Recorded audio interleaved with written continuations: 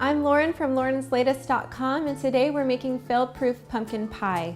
It's a very simple, very few ingredient recipe that takes a lot to screw up. The first thing we're going to do to make our pie is obviously open our can of pumpkin, and we're using a whole can. It's going to fill up our pie shell perfectly.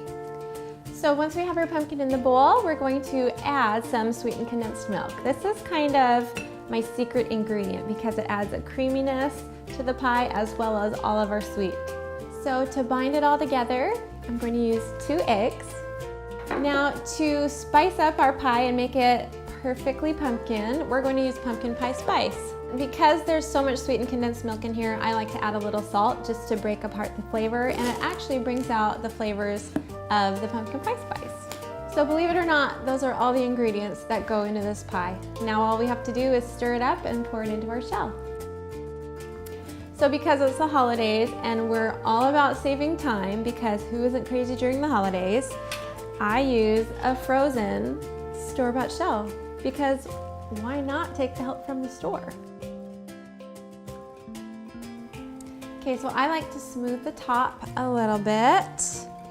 It's ready for the oven. We're gonna bake it at 350 degrees for 40 to 50 minutes until it's mostly set. And then we're ready to eat some pie. So let's get this in the oven. So I just put the pie into the fridge. I like my pies cold. So while it's in the fridge, we're gonna make some homemade whipped cream. So heavy whipping cream, and we're gonna add in some vanilla. I'm gonna sprinkle in a little powdered sugar. This is kind of an optional thing. People add more, some people add less, and some people don't add any sweetness at all. Those 3 ingredients are in my bowl, and now I just whip it until stiff peaks form. So as I'm mixing, you can kind of see that as I stir, it creates these patterns in my cream, and that's a really good indicator that you're close to being done. So you'll know when your cream is done when you have stiff peaks. And what is a stiff peak? If I get some cream on here,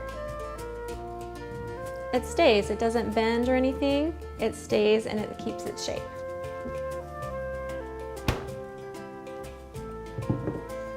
So my pie has been chilling for quite a while and we're ready to eat. So now we're just gonna plate it up with our homemade cream. Hello, with some homemade whipped cream. And that is a fail-proof way to make pumpkin pie.